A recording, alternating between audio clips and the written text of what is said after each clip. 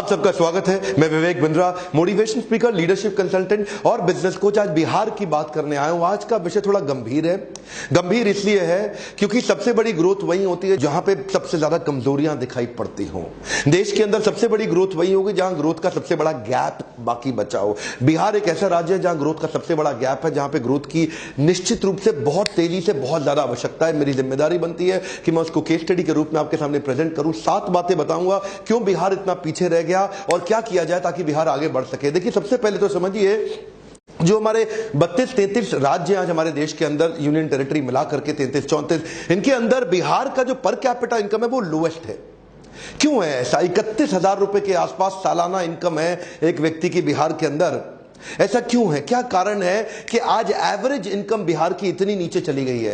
ये per capita income क्या होता है? ये निकाला जाता है एक ही स्थान, एक ज्योग्राफी के अंदर उनकी टोटल इनकम को टोटल पॉपुलेशन से डिवाइड करके। देखिए, ये वीडियो हर एक भारतीय के लिए समझना बहुत ज्यादा जरूरी है कि कुछ राज्य होते हैं जो भारत की इकोनॉमी को, भारत की स्ट्रेंथ को, भारत की उसको आगे लेके जाते हैं, और कुछ ऐसे राज्य होते हैं जो उसकी ग्रोथ डेवलपमेंट को नीचे घसीट रहे हैं, नीचे लेके जा रहे हैं। क्या कारण है इसका? कारण क्या है? क्यों ऐसा बोलते हैं? मतलब बिहारी शब्द को गाली की तरह क्यों प्रयोग किया जाता है? यह क्यों प्रतीकात्मक हो गया? बोलते हैं एक बिहारी 100 बीमारी। बिहारी सी शक्ल के हट, बिहारी सी शक्ल के हट।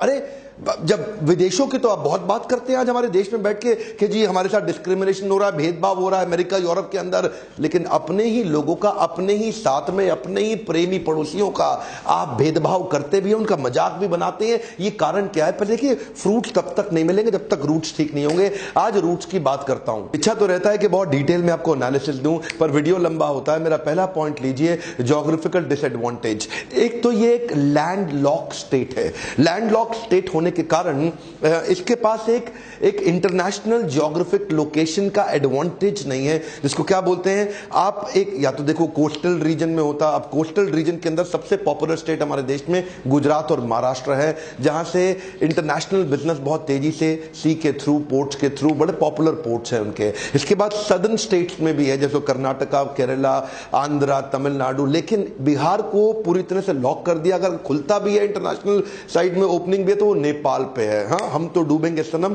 तुम्हें भी ले डूबेंगे। अब इसके कारण ग्लोबल एक्सेस मिलता नहीं है, ट्रांसपोर्टेशन कॉस्ट बढ़ जाती है। बिहार का एक रीजन ऐसा है जहां सूखा पड़ जाता है, दूसरा रीजन ऐसा है जहां बाढ़ ज्यादा आ जाती है। अब क्योंकि इसके कारण लोगों को बिहार छोड़ के बाहर निकलना पड़ता है अपनी लाइवलीहुड के लिए। अगला पॉइंट है नो मेजर इंडस्ट्री। बिहार के अंदर कोई बड़ी इंडस्ट्री है ही नहीं।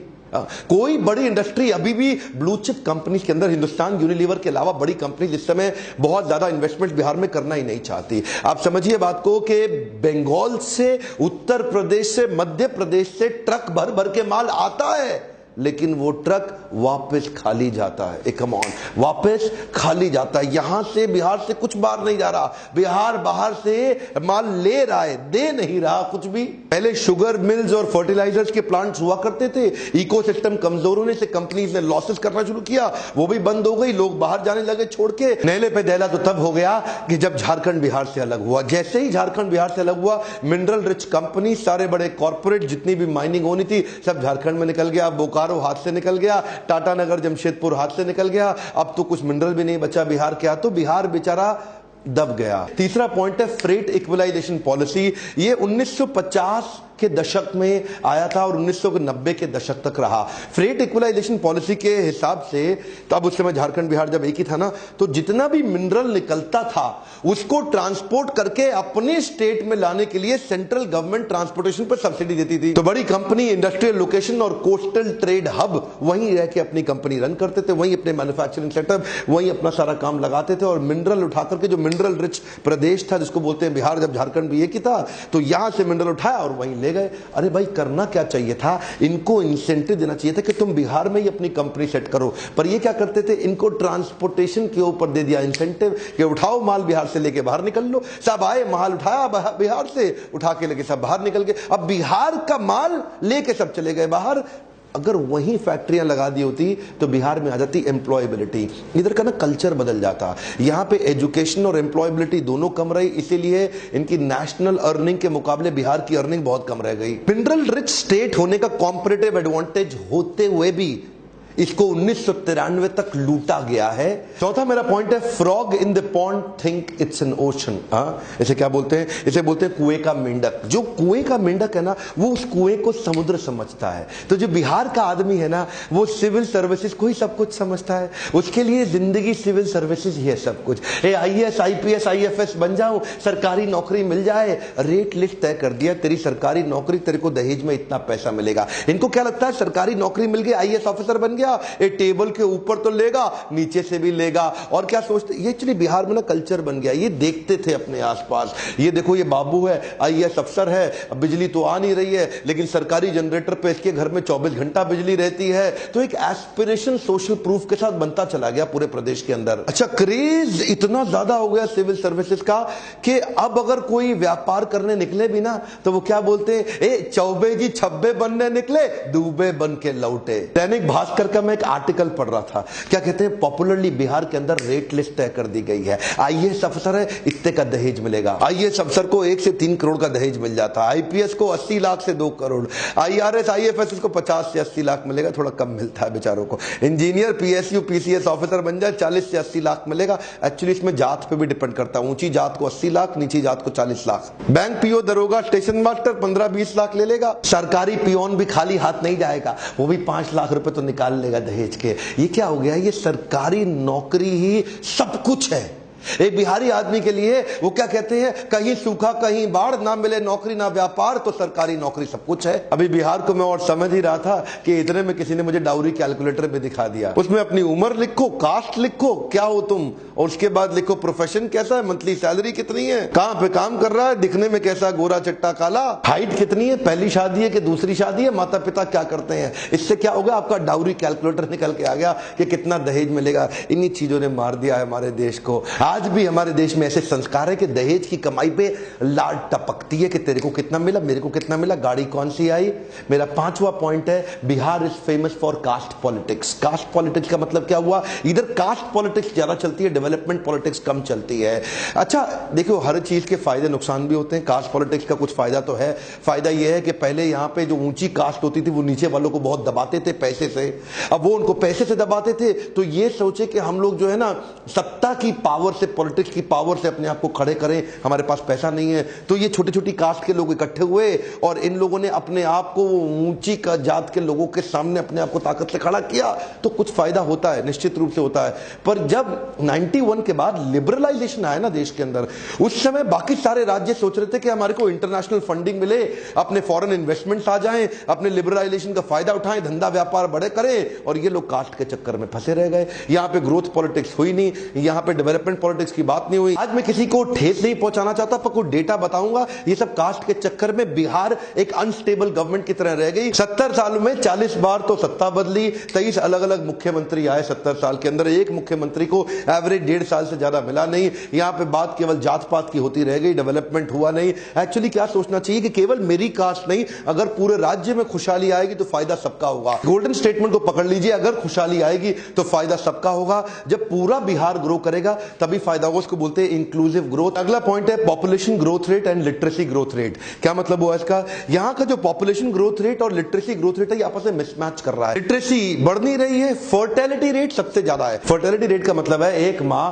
एवरेज सबसे ज्यादा अपने जीवन काल में बच्चों को जन्म बिहार की मां देती है। बाकी बहुत सारे राज्य ऐसे हैं जहां पे पढ़े लिखे राज्य हैं, वहां पे एक मां 2 से ज्यादा बच्चों को नहीं जन्म देती है, पर बिहार का सबसे ज्यादा। बिहार में भी 2 हिस्से हैं, एक जहां पे बिल्कुल पिछड़ी हुई जाती है, जहां बिल्कुल पढ़ाई नहीं किया, बिल्कुल शिक्षा नहीं है, ज्ञान नहीं है, वहां एक मां 4 से 5 बच्चों को जन्म दे रही है। और जहां थोड़ी बहुत पढ़ाई करी गई वहां 3 बच्चों को। इसके कारण क्या हुआ, पॉपुलेशन बहुत ज्यादा और एजुकेशन बहुत कम। ध्यान दीजिए, कम ऑन, पॉपुलेशन सबसे ज्यादा तेज बढ़ा रहा है बिहार और एजुकेशन सबसे कम है, क्योंकि लिटरेसी रेट यहां पे 63% के नजदीक रह गया। बिहार का लिटरेसी रेट यानी कि जो पढ़ाई का, शिक्षा का दर है, सबसे कम है। नालंदा यूनिवर्सिटी जो विश्व की सबसे पहली, सबसे पॉपुलर, उसके होने के बावजूद, सबसे ज्यादा IAS प्रोड्यूस करने के बावजूद, यहां का एजुकेशन का जो एवरेज स्तर है ना, वो अच्छा नहीं हुआ। जो बहुत ही मेधावी, बहुत बुद्धिमान छात्र हैं, वो सबको छोड़ के आगे निकलने की कोशिश तो कर रहे हैं बिहार के अंदर, लेकिन वो कोशिश बहुत कम लोगों के अंदर है और बहुत सीमित जगह पे है।